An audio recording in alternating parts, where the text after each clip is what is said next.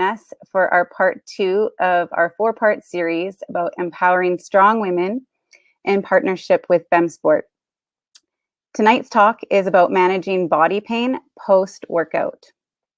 My name is Angie Falk, and I run our events program with Nature's Fair Markets in Kamloops. Thank you all for joining us this evening, and thank you to FemSport for being the driving force behind this series. The presentation will be about 20 minutes long. Note that the microphones will remain muted, but we encourage you to submit questions in the Q&A box to the right-hand side of the screen. Our team will monitor your questions as we go along, and we'll ask them to Malina at the end. Before I hand it over to Malina, I'd like to give you a bit on her background. Malina Lam is a certified trainer, nutrition coach, and online trainer. She believes all women should have the opportunity to enjoy the confidence and strengths that come with achieving their fitness and well-being goals, and is here this evening to share her knowledge with us. Thank you so much for being here with us tonight, Malina. We look forward to hearing your expertise. Thank you.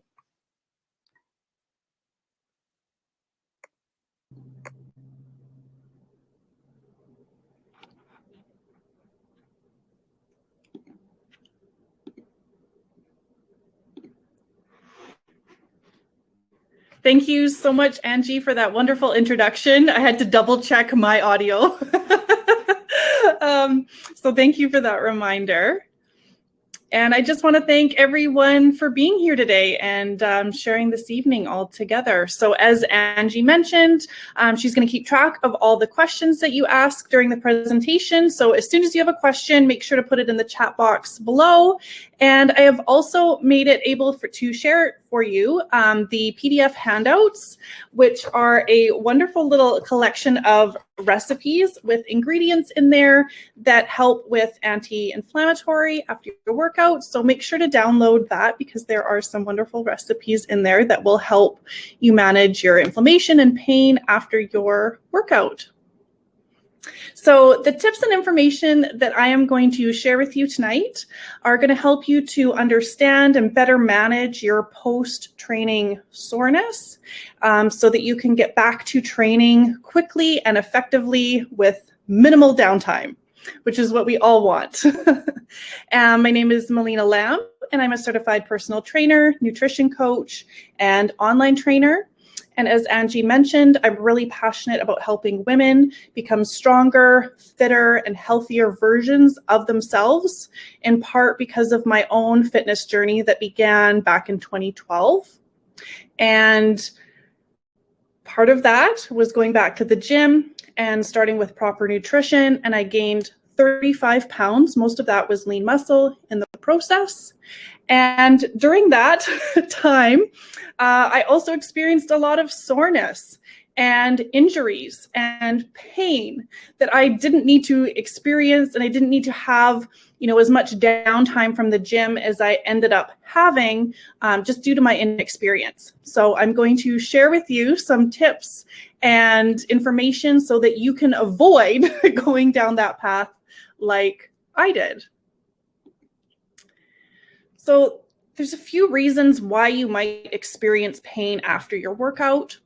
The first one, the one that we all know if you're training or going to the gym, is that soreness that you get after the gym. And it usually happens, it's usually mostly when you're starting a new training program or you're starting a new exercise, like new exercises that you've never done before, or you're mixing them up and trying a different form of training.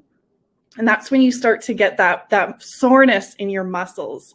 And it tends to begin a few hours after your training session and definitely peaks 2 days after. If you roll out of bed, you get those sore leg muscles. You go, oh, it's going to hurt to sit down on the toilet this morning. That's soreness really common after your training session. Or you might have an injury. So another reason for pain after a training session is you might have caused a new injury.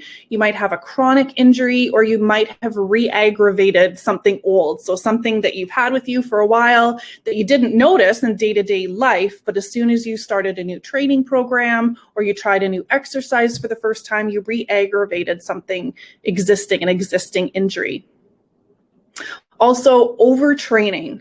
So overtraining, we can also think of that as under recovering. So you're not recovering as well as you should after your workouts. And that tends to happen over time. And you start to be achy, sore all the time. So instead of recovering that soreness that you used to get, instead of recovering after 2-3 days, you start to feel that all the time. And it just never really seems to subside. You get these constant minor nagging injuries that just seem to hang around and not fully heal. And of course, the more sore that you are, the less you want to train and the less effort that you're putting into training. So it's really important to get to the bottom of why you're experiencing pain and to go through some solutions that you can do to help manage it in order to not go through that downtime and missing your training sessions and your workouts. And then I also put in there perception. So as women, certain times during our menstrual cycles, we actually experience pain. It's going to be more painful than it would be normally. If you've ever been waxed, you'll know that they will tell you don't come during your menstrual cycle because it will be more painful. If we're experiencing higher levels of stress, or if you're going through depression, anyone that's gone through depression, you know that you can feel achy and sore for seemingly, no apparent reason. So our tolerance to pain goes down and the pain starts to feel more so. And I put in there that pain takes place in our brain because I think this is important to know, that the pain that we're experiencing is being interpreted in our brain. So our body perceives a stimulus and the message goes to our brain, and our brain perceives that stimulus as being painful. And it's our body, in its infinite wisdom, makes sure that it does that in order to keep us safe. So it's a safety mechanism. So if you're feeling pain, it's because our body's trying to keep us safe. We're more likely to feel pain if our body perceives that stimulus as, potentially it's going to throw us off of balance, right? And so it gives us a pain signal. If you go to touch your stove, the heat on your finger, our brain interprets that as pain, and you move your finger away in order to keep you safe. So pain that you're feeling after your workout, it's your body's way of trying to snap you out of it and keep your body safe in the process. And by that same token, because it's being perceived in our brain, the pain that you feel today at, the heightenedness of it today, it might be less so in the future, right? And vice versa. But our goal is to feel less pain. So I've talked a bit about good pain and bad pain. I've put good pain first, and I've labeled it as good pain because it's pain that it doesn't mean that there's something wrong. It doesn't mean that you have an injury, and it's really normal and it's to be expected after a training session. So mild temporary discomfort and soreness that you feel either during a workout or right after, where it gets heightened those 2 days after, that's a normal part of the training process. And it just means that your muscles are improving, they're healing, you've pushed your body appropriately, and you've torn your muscles a little bit, and now they're going to heal and they're going to come back bigger, better, stronger. Same with, I can't think of the word. I'll move on, but that's very normal. And then, of course, the burn. There's one particular exercise at the gym that always causes my quads to burn. It's the leg extension. And as soon as I hit about 10, 12 reps, if I'm going hard enough, I'll start to feel that burning in my legs. And it just happens during the exercise, right? So if you're going to do, say, a lot of squats, you might start to feel the burn in your legs, and you push your body a little bit past that. You push your body past its comfort zone.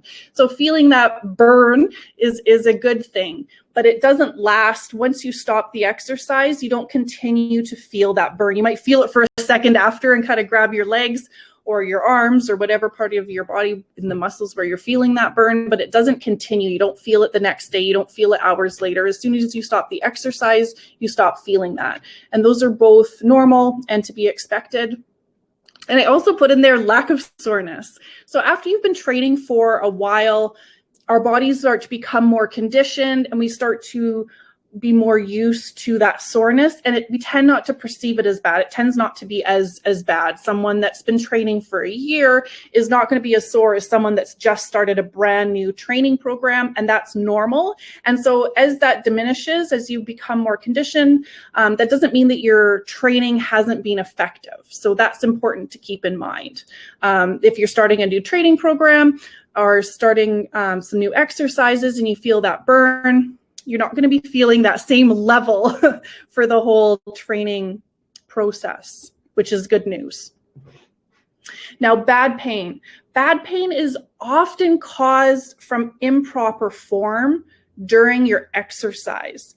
And it might not even be that you're doing the exercise incorrectly necessarily. It could just be incorrect form for your body.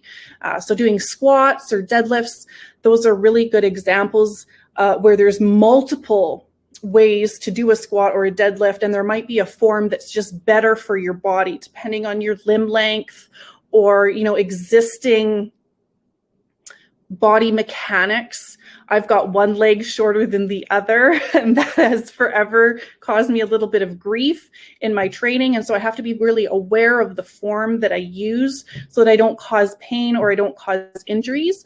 And that is a really common cause of feeling that sharp, sudden pain, or you might experience some swelling and a natural feeling in your joints or ligaments.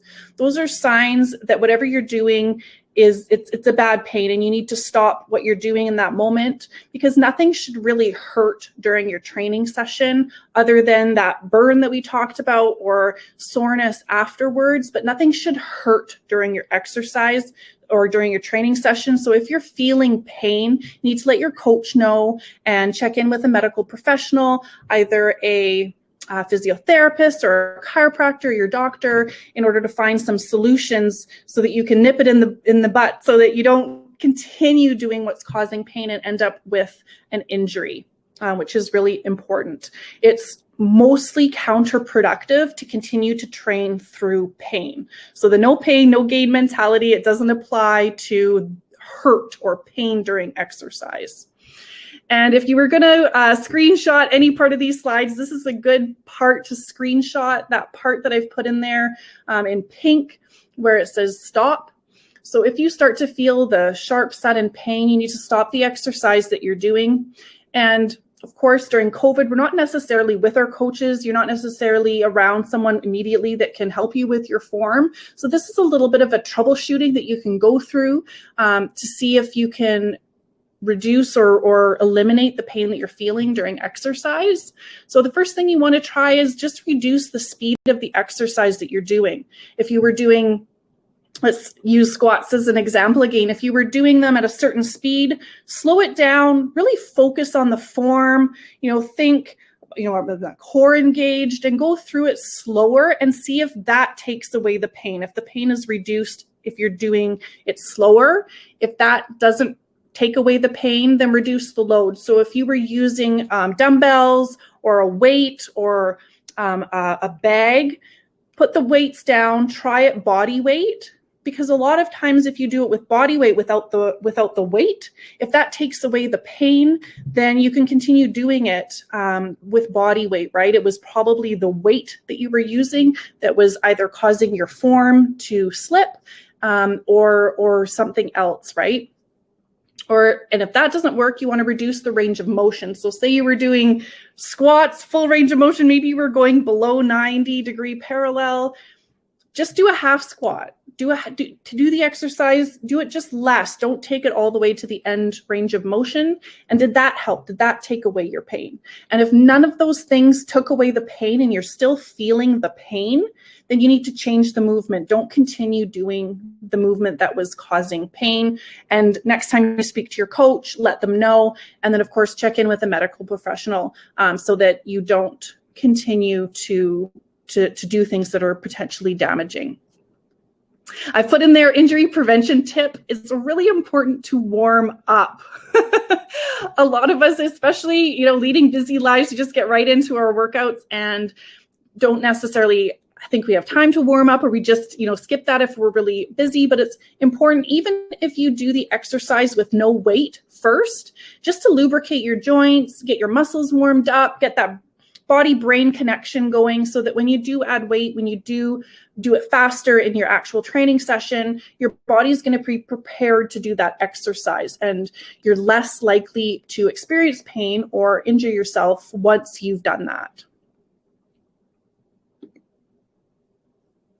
So at the beginning of this slide here, I've put, in a perfect world, we'd never be in pain and we never experience soreness. And then I've crossed it out. And the reason I've done that is because that's never going to happen. That's not realistic, that we're never going to be in pain or that we're never going to experience soreness. So that's not necessarily the goal.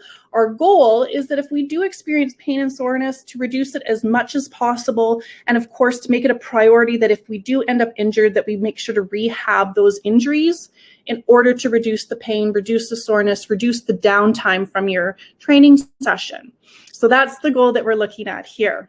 And there's 3 things you don't want to do. You don't want to ignore pain, especially because oftentimes an injury will start where it's just a little niggling pain, something that you could easily ignore, especially when we're busy.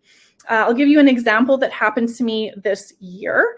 And part of it was because I had stopped training almost a year ago for 3 months.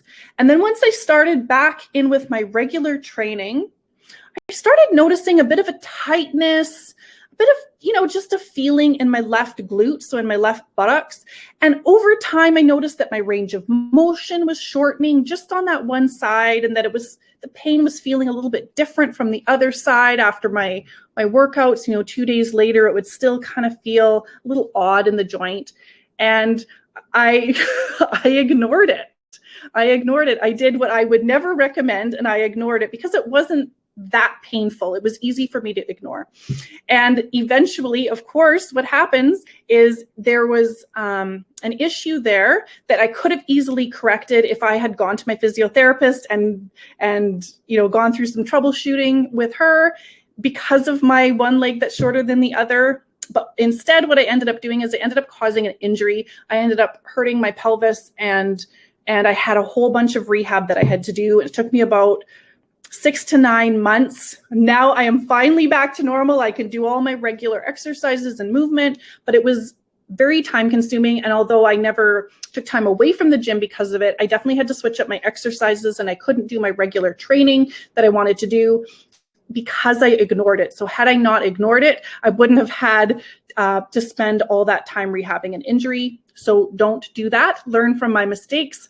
I know better, right? But it's easy when things get crazy to ignore things when they creep up. But if you're feeling that bad pain, as I mentioned, right? Things that are different, feelings in your joints that aren't normal, even if it feels like something that is easy to ignore, get on top of it before you get an injury. And so I put in there, no pain, no gain mentality, right? Don't keep going through pain through your exercises. And another thing, this is kind of the opposite of what you'd think, but don't stop all movement. This is another thing that's common when people are experiencing pain or injured. You might have a shoulder injury, but you stop doing your training for a few days while you try to get it sorted out, and you stop going for walks, or you stop training your lower body, right? You think it's going to only go on for a week or two, and you end up 2-4 weeks later, you're still not back to your training. It turns into a month, 2 months, right? And you can get into that chronic pain circle where when you're not using your bones and you're not using your muscles, they do tend to atrophy, right? And so you might end up with an injury somewhere else because of the time that you've taken off of your training. So, of course, follow your medical professionals' guidelines, but don't stop all movement thinking that will help you heal quicker. If you're able to go for walks or you're able to do certain other modifications, definitely do those, because that will only help your pain or the injury that you're experiencing heal faster by doing that. And of course, if you do experience pain or an injury, there are solutions, right? So back to the goal of reducing pain, reducing excessive inflammation, and helping our injuries repair. The goal isn't to reduce all inflammation, because inflammation does help with healing. It brings in all those cells that help to clean up the injury and help to make everything better. But we want to reduce excessive inflammation, because excessive inflammation can damage the healthy tissues around and cause a greater problem. So we want to reduce the excessive inflammation while still helping your body repair. And so that's what we're going to talk a bit about today. So these ones here, I'm going to show you a few examples. These ones are fantastic for that soreness, that post-training soreness that you experience. And it's really uncomfortable for those 2 days, especially in the beginning of your training or starting something new. These are a really great tool to have in your toolbox, just to help you feel better, right? So the magnesium oil and lotion, I'll show you a couple here. These ones are the Ancient Mineral brand. This one's a magnesium oil. It's not actually an oil, it's just because of the high magnesium content that makes it feel oily. And you can also get it in a lotion if you don't like that oily feeling. But these ones are fantastic. I've had massage therapists and physiotherapists recommend these lotions to help with muscle aches, pain, cramping, spasms, and it helps with muscle recovery as well after your training session. It's got magnesium chloride in there, and this one in particular, the Ancient Minerals one, also has trace minerals which will help your muscles to absorb that magnesium. And this one's my favorite. So if you're ever, this one is magnesium flakes. I used to be a huge Epsom salts bath lover, and I love my Epsom salts baths, especially after a really hard training session in your bath with the heat, helps everything. Trust me, if you try magnesium flakes, you will not go back to Epsom salts. This is like that much better. It really helps with the soreness. I think because it's paired with the heat in the bath, it just helps everything feel better. But this is even much more effective than your regular Epsom salts. And if you have sensitive skin and can't handle the higher magnesium content of the oils and lotions, then this one is a really good option for you as well. It's got a little bit less magnesium, but it's still highly, highly effective after your workouts. And arnica gel is another one. So that flower there, that's arnica. And it really helps with muscle soreness, bruising. I really like the Trauma Care one. It comes in a gel. This one's a sport gel. Helps with bruising, pain. So you can, just like the other magnesium creams, you can rub it right on the muscles, and it really helps with that post-training soreness. In BC, we've got Back to Earth, Pain Be Gone.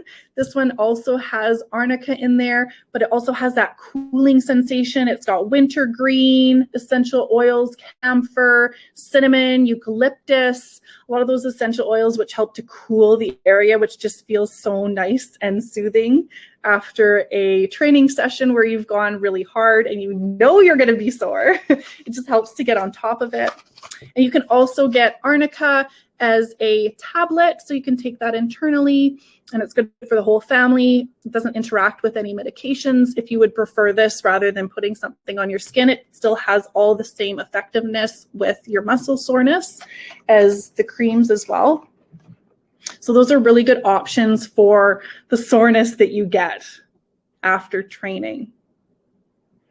And I've got some internal ones that really help as well. A lot of these, well, actually all of them, they're all food-based, which I really like. So the collagen there, collagen is an elastic protein that holds together certain body tissues, like healthy body tissues, bones, skin on our face. A lot of people will take collagen for skin health, for wrinkles, joints, tendons, ligaments, and the bonus part about helping with your connective tissues is healthier connective tissues are less prone to injury, of course, which is the goal, right? And I've put in there 10 to 15 grams of collagen with vitamin C. This has actually been shown in studies. So if you take 10 to 15 grams of collagen with a little bit of vitamin C, not much, just the amount that would be in an orange, which this one has. It's got a little bit of vitamin C in there. if you take it around your workout, so either before or after your workouts, it actually helps to double the collagen production in your joints. So helps you be more limber, more supple in your joints, helps the connective tissues to be less prone to injury. And bonus, it helps with your skin. So this one is actually a beef sourced one. So it's got the beef sourced collagen. You can also get marine collagen if you don't want to do a beef one. And a lot of them do have the vitamin C in there to help with the absorption because of those studies that have come out. And this one also has hyaluronic acid, which is also really helpful for your joints.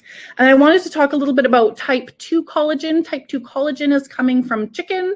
And so if you're not as concerned with your skin, type 2 collagen is mostly focused on helping your joints. So especially if you feel a lot of feeling in your joints, you maybe have kind of that creaky joints, things like that, the type 2 collagen will be really effective for that.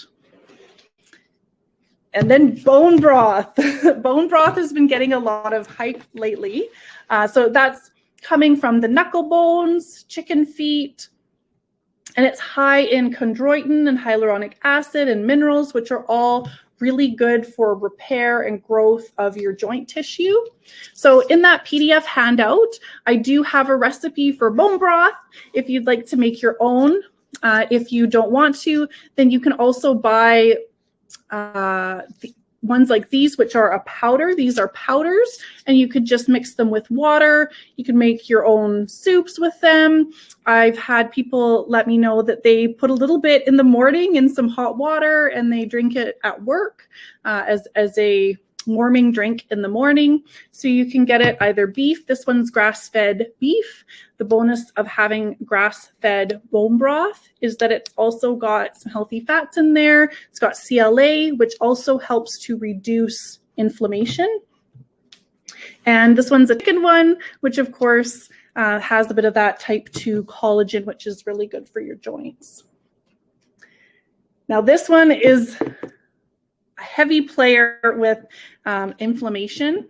So to reduce excessive inflammation, it's really important to have our omega-3s and omega-6 ratio in our bodies to be in a better balance.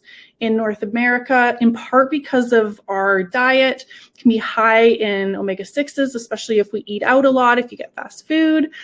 We tend to be higher in omega-6s, and that can be very pro-inflammatory. So can really help to promote excessive inflammation. So in order to reduce that and get back to better balance, it's important that our omega-3s are higher. And a lot of times, supplementation is necessary with fish oils or an algae oil if you are vegetarian or vegan. And that will help to boost the omega-3 ratio in your body. And that's going to help you to control inflammation. And at the same time, you want to reduce oils that are high in omega-6s, such as those vegetable oils that I've listed on the slide there: corn, safflower, sunflower, soybean oil, cottonseed oil. Those are high in omega-6. You want to reduce those while boosting your omega-3s. And I really like one that's high in EPA. So EPA is a component of omega-3s.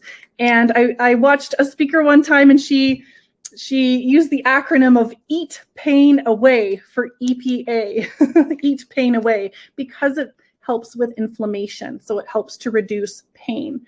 And so if you're looking at fish oils, make sure to get one that's higher in the EPA in order to reduce the inflammation and pain. And same with the vegetarian ones, they tend to be a bit lower in that component. So this one is a double strength. So you're getting more of that EPA component, which is really important if you are a vegetarian or vegan, to supplement with that to help reduce pain. And turmeric, curcumin that I've mentioned there. So curcumin is actually that yellow pigment that we see in curries and in turmeric.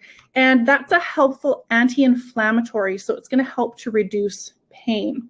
It's also an antioxidant, and it helps our body do a bit of house cleaning. So any cells that are old and don't need to be there can just be swept away with the autophagy, and it helps to promote that. So curcumin, getting it as a supplement, it's going to be even better absorbed and a more powerful anti-inflammatory than just getting it straight out of the spice.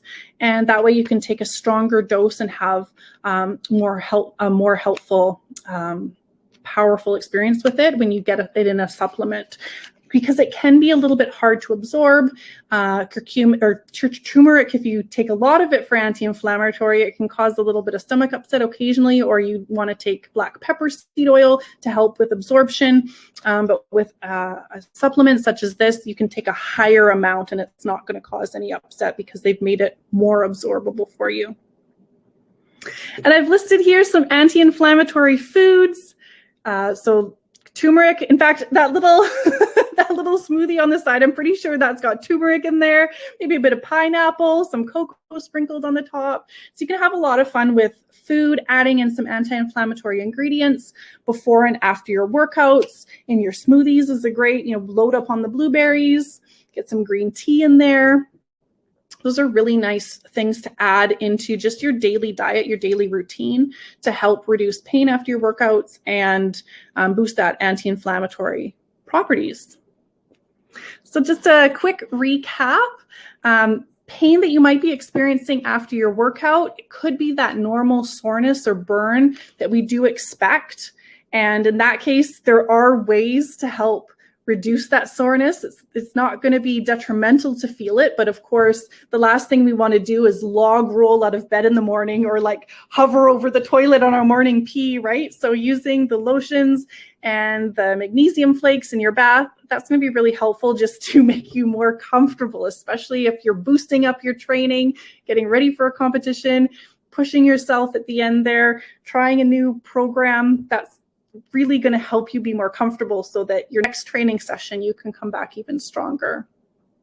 And of course, if you're experiencing pain due to injury or maybe improper movement, really important not to ignore it and to make sure to let your coach know, and they'll be able to give you an alternative or check your form and give you some tips so that you can avoid ending up with an injury like I did with my pelvis that you have to rehab for months. So take it from me, you definitely don't want to get down that path. As soon as you start feeling something that's not normal, not natural, especially if it keeps occurring, you want to consult a medical professional, and they can give you tips that you would never have thought of, and you don't have to experience that pain for months on end like I did. And to help reduce pain and improve healing, of course, you want to reduce that excessive inflammation, and there's lots of tools, a lot of food source supplements and foods that you can add into your diet that will help with that as well. So I want to thank you all for being here again, and let me know if you have any questions. I think I saw some stuff coming up in the chat box there, and Angie will let me know what the questions are. But if there's anything else that you want to add, make sure to put that down in the chat box there, and I will answer your questions. And before you log off, don't forget to download that PDF with those recipes in there.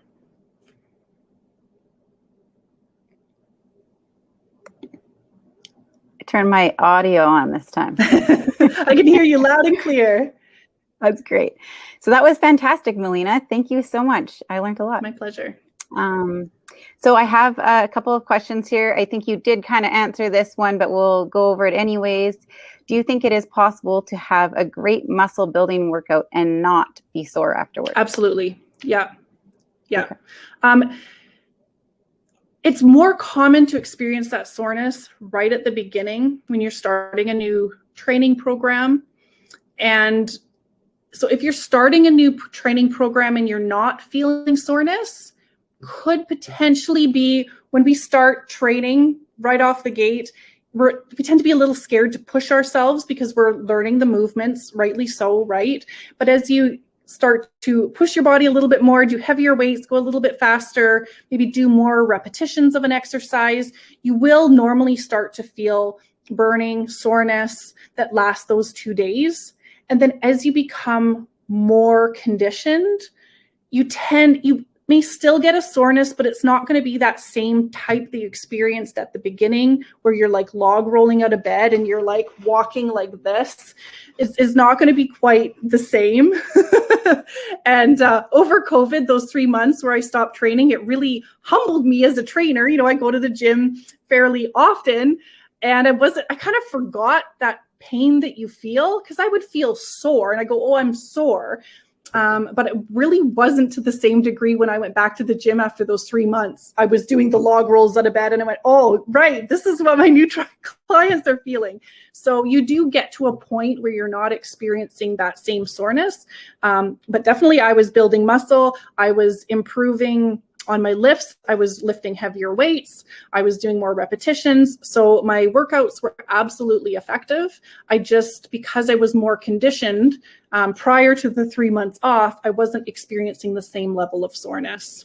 So if your goal is to experience constant soreness like that right at the beginning, you'll probably end up overtraining, because you don't need to push yourself that hard so that you're extremely sore for 2-3 days afterwards throughout your entire training career.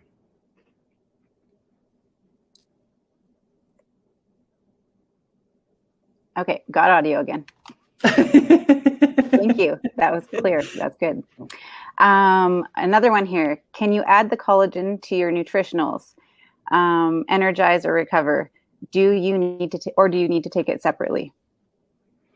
For collagen, it depends. A lot of people will add it to their smoothies. I personally add it to my tea, as long as it's not fresh boiling, right? As long as it's drinking temperature, I'll add my collagen to my tea.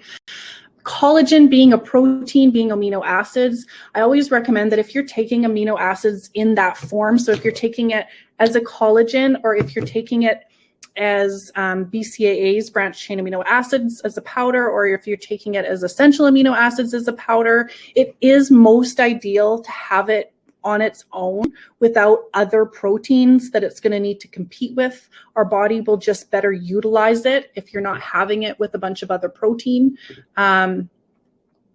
If that makes it so that you can't take it, because just timing wise, you're not going to think to take it if you don't time it with a meal necessarily, or time it with the other supplements, then I would absolutely still take it at that time. I certainly myself, I don't not eat my eggs for breakfast because I'm having my collagen in my tea. But in an ideal world, you would take it, 30 minutes on its own so that your body can utilize those amino acids that are in the collagen without competing with other amino acids. Thank you. Yeah, my daughter, she puts hers in her shake along with her protein, because that's how she's going to get it in. Exactly. Yeah. And that's way better than not taking it. Mm-hmm. I agree. Are there any other questions?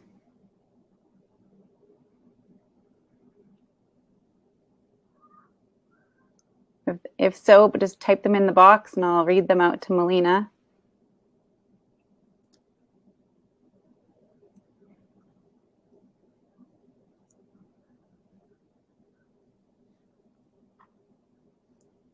Might be it.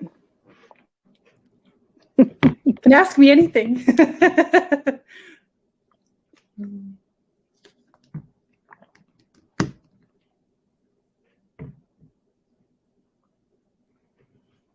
Yeah, especially once we're over the age of in our early 20s, taking collagen is really important because our body stops producing it to the same level. I was taking collagen pretty religiously for a year or two. And then, like always, I sort of get in my mind, I'm like, I'm spending money on this. I don't need to. And I stopped taking it. And I definitely noticed a difference in the way my joints felt when I was training. I used to get kind of like the creakiness in my knees. And I'd forgotten about that when I took collagen for a longer period of time. And then when I stopped taking it, after a couple of months, the creaking came back. So now I'm religiously taking my collagen. Fantastic.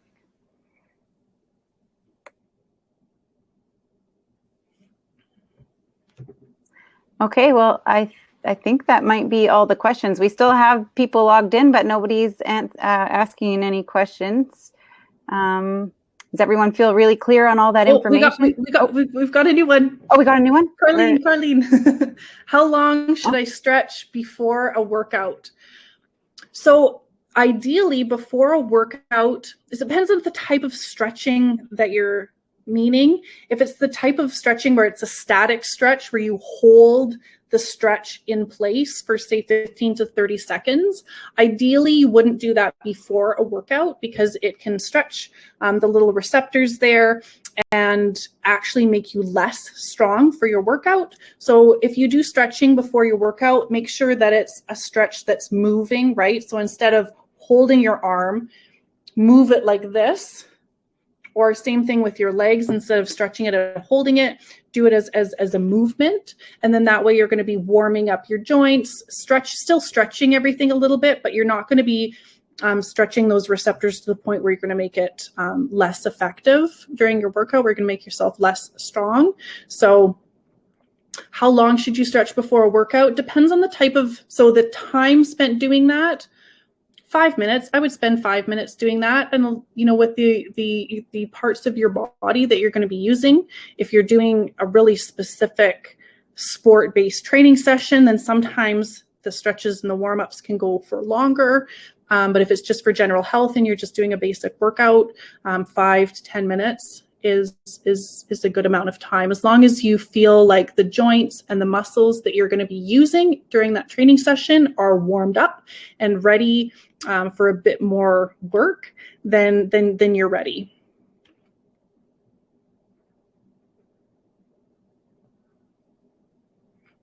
Fantastic.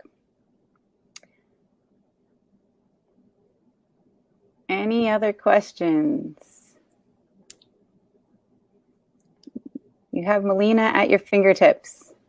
Ask her anything.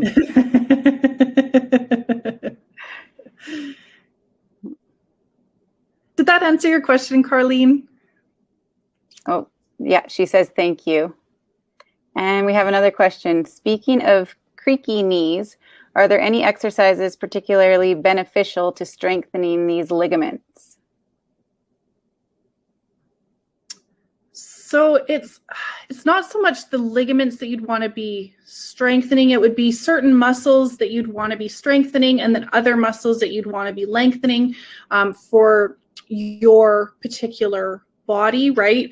So we all have muscles that are maybe overcompensating or other muscles that aren't strong enough. So depending on your own personal body, there would be different muscles that you could work on strengthening and other ones that you might need to stretch. I find a lot of times, especially when we do desk jobs, when we're sitting, a lot of times the pressure that's put on our joints can actually be from not being stretched and from being really tight.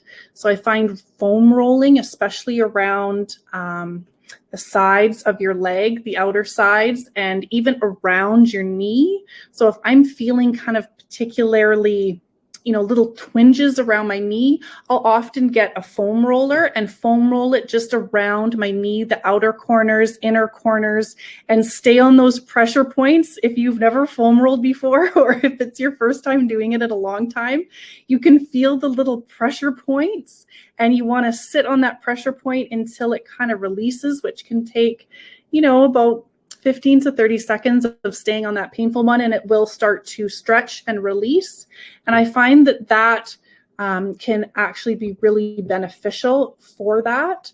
Almost more beneficial necessarily than strengthening is to make sure that everything is moving and sliding as it should around the joint, like the muscles that are there.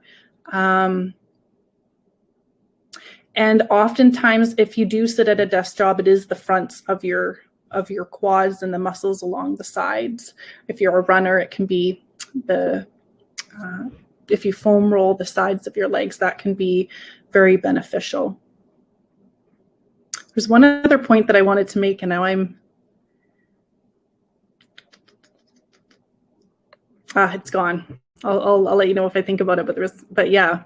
I find that almost more beneficial than anything.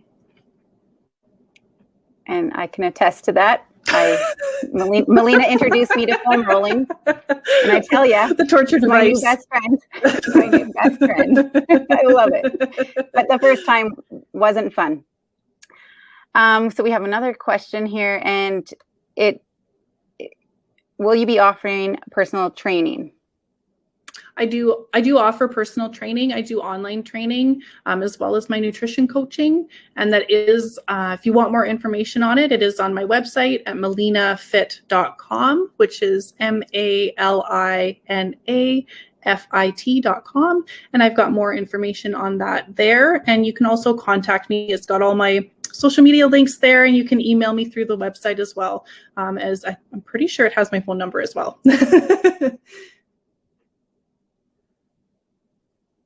Excellent. Thank you. So it looks like that. Oh, I do remember what I wanted to mention. Perfect. So as women with our knees are a bit more prone to having injuries. We have a certain ligament that is a little bit more supple, of course, because the way that our bodies move, it's a bit different than men. So we are more prone to knee injuries. So it is important that if you are feeling different sensation in your knees, to make sure to look after that and get it checked out first and rule it out that there's anything that's happening. Because as far as movement goes, if you do have incorrect movement, you can cause knee problems that maybe not notice unless you're all of a sudden skiing and you tear your ligament, right? Or something like that. So it can be beneficial to get it checked out, just to make sure that there's nothing that or that in case there is something that you could be doing to improve that. Very good information. Excellent. Okay, well, it looks like that is all the questions that have come through. So thank you to everyone who has joined us this evening for the webinar. And make sure to download those PDF files for the recipes and additional information that Malina has provided for us this evening. And come see us in the store. Okay, thank you. Bye.